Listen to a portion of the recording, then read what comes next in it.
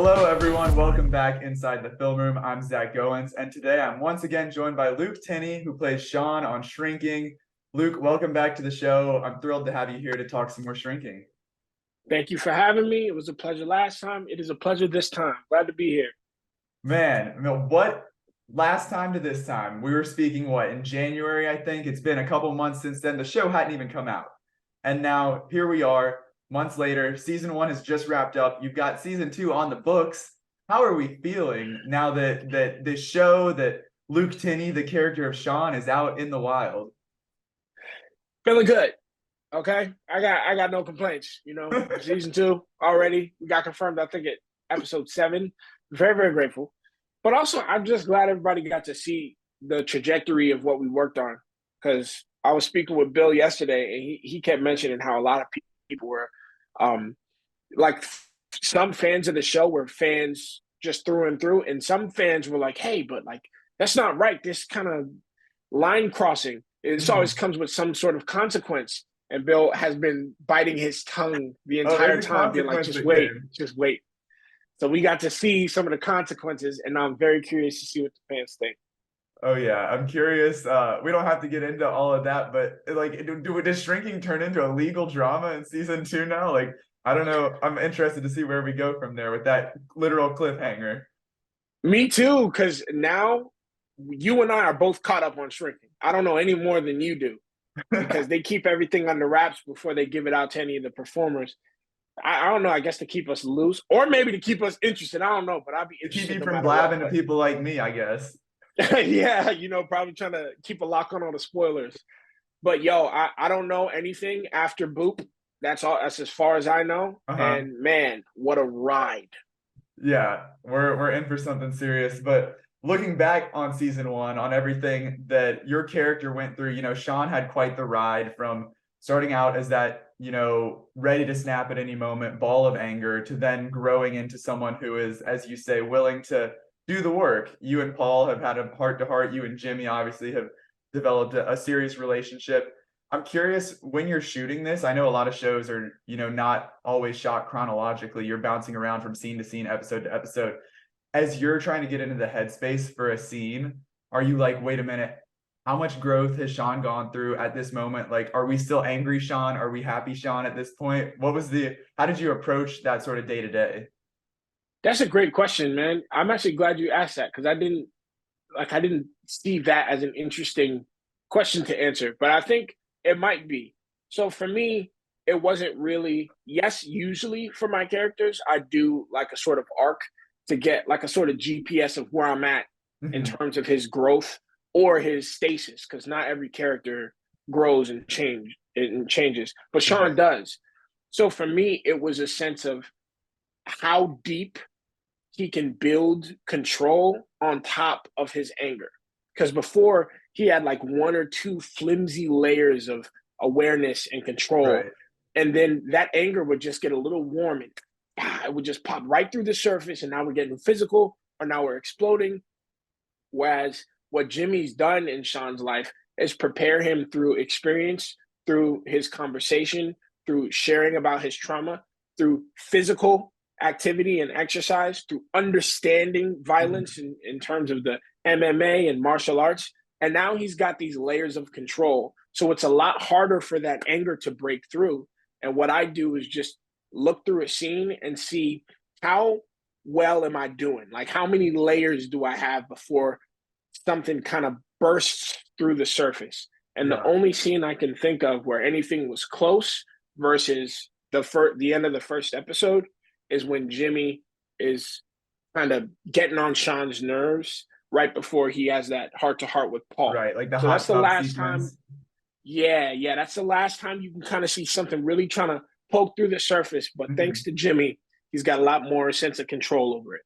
That's so interesting to hear, like, that you have like a literal like visualization, all these layers, that it's something to help you actually, like, rather than just like feel it, but like think about it, envision it. So that's interesting to learn your process there. But something I love about Sean as the character is that, he may not necessarily be willing at the beginning to get this help, but at the same time, he knows that he has a problem that needs to be solved.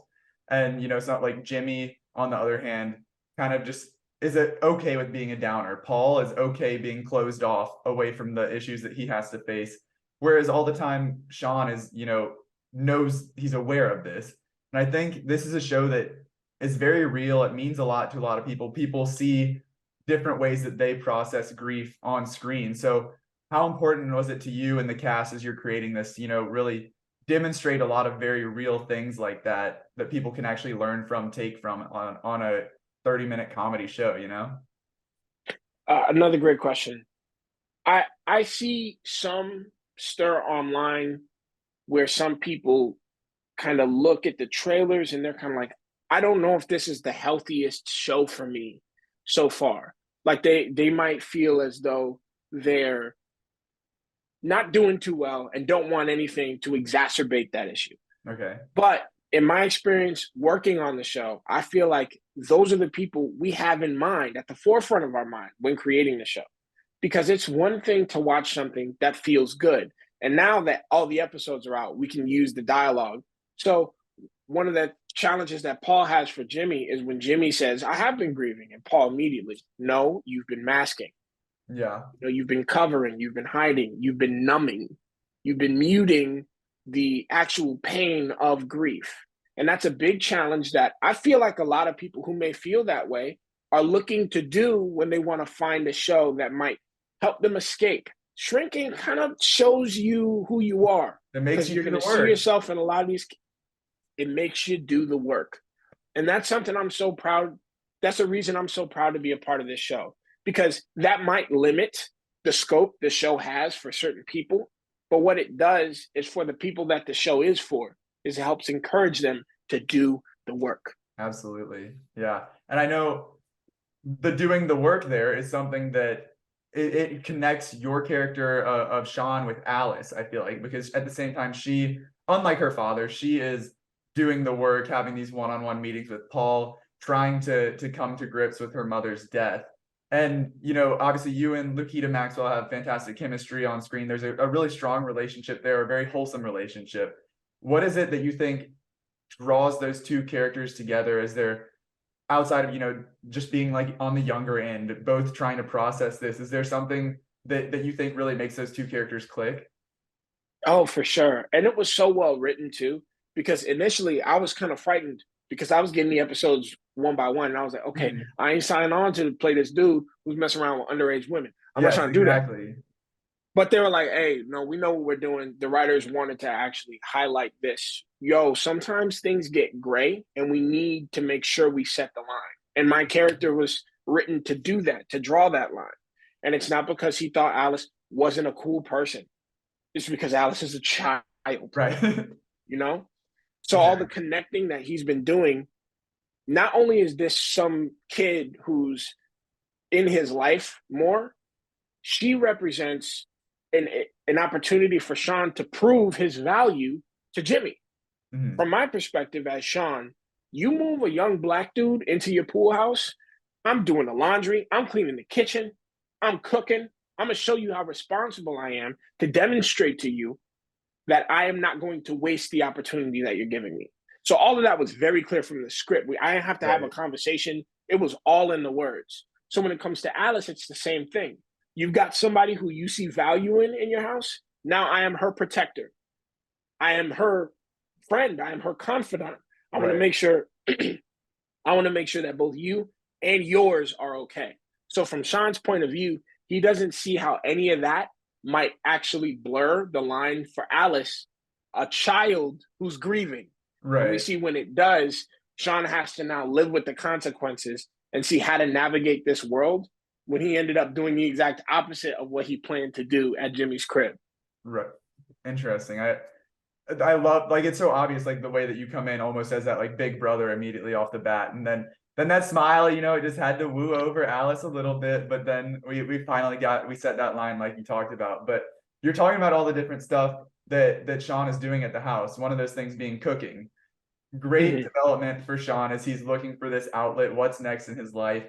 We finally settle on this food truck that is going to be coming in the future, working with Alice, working with Liz.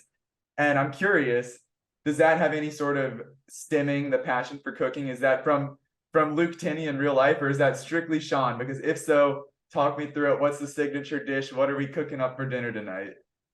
Yo, so I had my first meeting with the writers' room, and they asked me, "What are some stuff that you're like? What's some stuff you're good at?" First thing on my list was cooking, Let's because go. over the past over COVID, I'm telling you, I just got obsessed, man. I got obsessed with flavors. I got obsessed with aromas. I got obsessed with seasonings, different cuts of meat.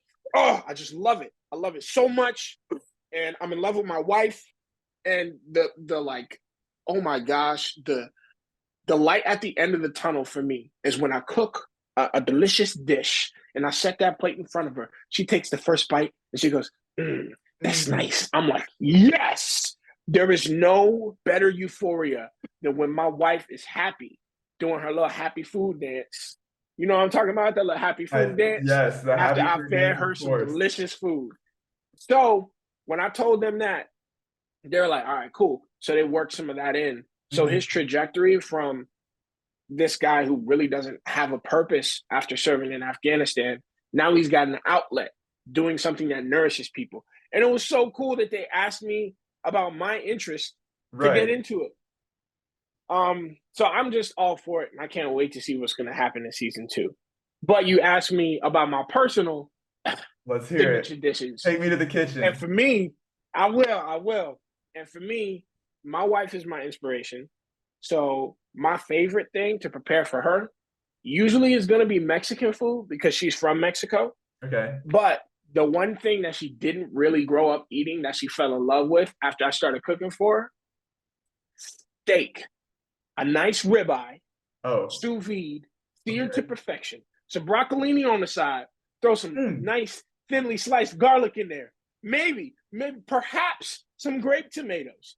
A little roasted, the skin just a little crinkly, you know what I'm Oh saying? yeah. And then some mushrooms, roasted parsley, parmesan.